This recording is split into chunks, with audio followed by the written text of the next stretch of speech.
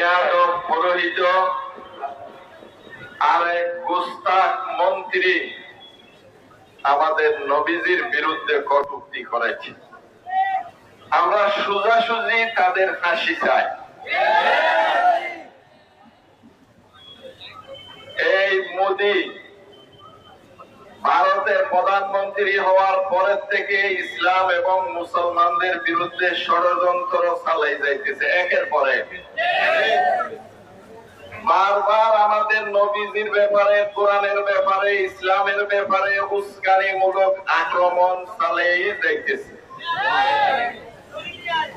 আমরা বলতে চাই, এখনো ভালো আছেন, এই দুই গুস্তাখ বেয়াদবকে গ্রেফতার করিয়া ফাঁসি দেন।